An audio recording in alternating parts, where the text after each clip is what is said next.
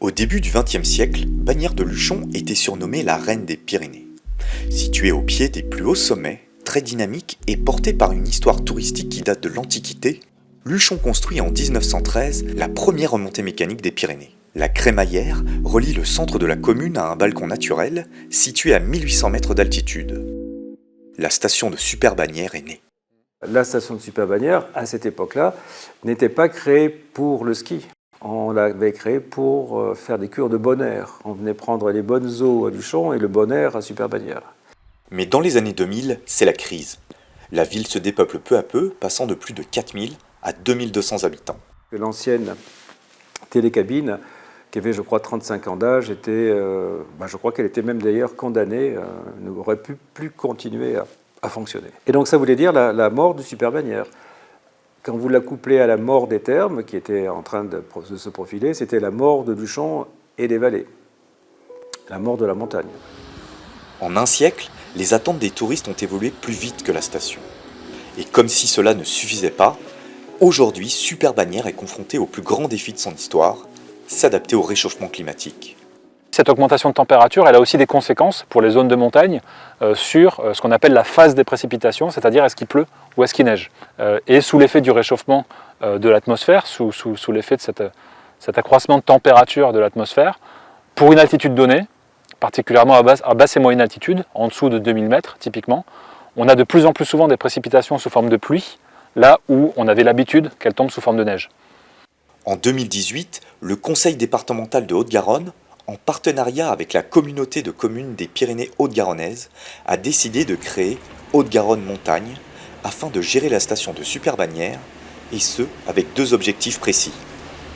Un objectif économique, on était là d'abord pour sauver dans l'urgence les stations de montagne de Haute-Garonne. C'est 24% de l'emploi local, c'est énorme.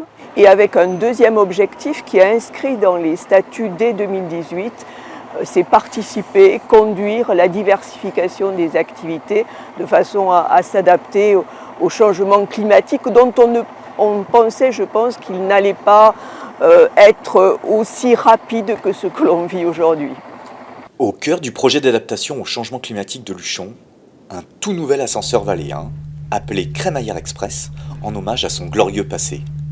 L'avenir, il s'est écrit il y a maintenant 4 ans, c'est-à-dire le jour où le département a décidé de renouveler la Crémaillère Express. C'est le début du reste de notre vie, comme on dit. C'est-à-dire que c'est le début de quelque chose qui va permettre de réaménager le plateau, qui va permettre de réfléchir de manière différente à l'aménagement du plateau et de l'englober dans le sens de la montagne, dans le sens global. C'est-à-dire, il n'y a plus de saison.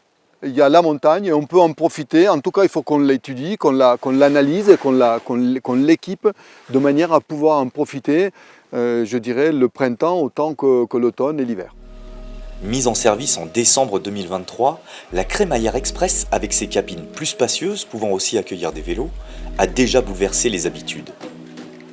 Et on a noté un gros changement, qui est celui des piétons, des familles. Aujourd'hui, on est à peu près 70% de piétons, familles, poussettes, luge, randonneurs. Donc on voit bien que c'est un vrai trait d'union entre la ville et la montagne. C'est-à-dire que c'est un vrai trait d'union entre Luchon et Super-Bagnères. Avec un débit de 2500 personnes par heure et un temps de parcours qui peut être réduit à 8 minutes, le tout combiné à la création d'un parking de 1000 places dans la vallée, la nouvelle télécabine est une réelle alternative à la voiture. L'année passée, on est monté jusqu'à 1000 voitures sur le plateau, donc c'est énorme. Aujourd'hui, si on regarde dans les périodes de forte fréquentation, quand on a 200, 300 voitures, c'est le grand maximum. Donc on voit bien que les 10 km, les 12 km de montée, ça rebute tout le monde et qu'aujourd'hui tout le monde préfère monter avec la Crémaillère Express plutôt qu'avec la voiture. La diminution d'émissions de dioxyde de carbone obtenue grâce à la nouvelle télécabine s'intègre dans une réflexion globale de limitation de l'impact écologique de la station, tout en maintenant les activités de sport d'hiver. Et on peut effectivement remarquer d'une part, derrière moi, la réserve d'eau tampon, c'est-à-dire que c'est une réserve d'eau EDF, à l'intérieur de laquelle nous, on a la possibilité de pomper 300 000 m3 d'eau. Alors aujourd'hui, on n'y arrive pas. Aujourd'hui, on est aux alentours de 190 000, 200 000, mais on peut effectivement aller jusqu'à 300 000. Alors pourquoi on n'y est pas? Tout simplement parce que de plus en plus, on optimise la production de neige. C'est-à-dire qu'aujourd'hui, on a du sol qui est travaillé de mieux en mieux, et qui est de plus en plus lisse. Et là, en collaboration aussi avec les bergers, avec l'association du pastoralisme, on peut travailler l'été toute la partie terrain, couche, sous-couche. Et ensuite, on a les canons à neige qui ont été développés de manière à pouvoir optimiser la production de neige de culture. C'est-à-dire qu'aujourd'hui, si dans le temps on était capable avec 300 000 m3 d'eau de produire 600 000 m3 de neige, aujourd'hui on est plutôt dans les 900 000. C'est-à-dire qu'on a augmenté de 30% la capacité de production de nos canons à neige. Donc c'est énorme. Toutes les mesures mises en place par la station permettent effectivement de réduire son empreinte carbone, mais ce n'est pas là que réside la principale source de réduction d'émissions de gaz à effet de serre.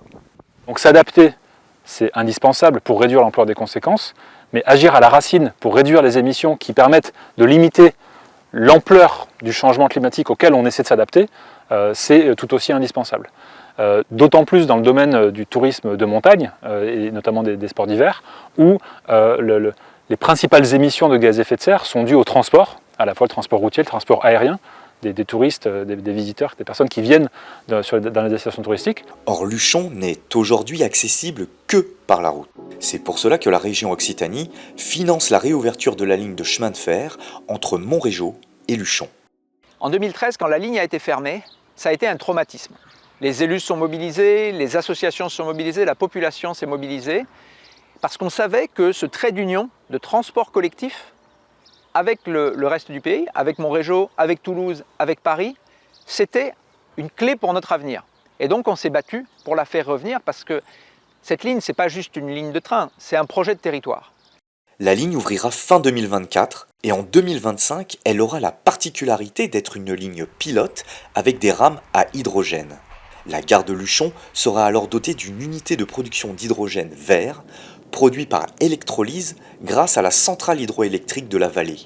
Un pari sur l'avenir pour la région. Et je pense qu'il faut aujourd'hui faire des expérimentations, prendre des risques. La transition, elle vaut la peine qu'on prenne des risques. Ici, on a commencé par prendre le risque de dire qu'on va réouvrir une ligne de train pour se substituer à des véhicules individuels encore thermiques et qu'on va structurer un territoire de montagne avec un moyen de transport décarboné, collectif. Je pense que ça, c'est déjà une bonne prise de risque.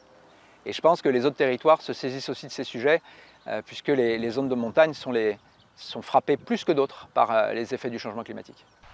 Le train permettra aux touristes, et notamment aux Toulousains, de rejoindre Luchon sans avoir à prendre leur voiture. Un accès direct à la station grâce au chemin de fer est un atout de plus qui a déjà fait ses preuves. On est en négociation avec Skirail, qui a un contrat assez fort avec Ax-les-Thermes. Et chez eux, c'est plus de 20 000 skieurs. Donc on peut imaginer qu'avec le même type de contrat, il y aura un apport de clients nouveaux de l'ordre entre 10 et 15 000 skieurs. Au total, c'est 200 millions d'euros qui sont investis dans la rénovation des infrastructures de la vallée, de la ville et de la station. Les projets dans tous les domaines fleurissent à nouveau. Donc il y a la télécabine et la station de ski. Les Thermes, on vient d'en parler, ça réouvre avec 40 millions d'euros. Le train arrive normalement en fin d'année avec une petite centaine de millions d'euros d'investissement. On est en train de travailler sur la réouverture du casino, qui est, si tout va bien, prévu pour la fin de l'année, début de l'année prochaine, en même temps que la communauté de communes et la commune de Luchon travaillent et investissent sur la création d'une maison de santé, avec un IRM, une échographie et des médecins généralistes. Ce qui fait que, oui, Luchon renaît de ses cendres. La résurrection de Luchon est en marche. La mise en place de la nouvelle télécabine est un premier pas prometteur, mais seul le temps dira si cette stratégie d'investissement sera couronnée de succès et s'opposera en modèle à suivre.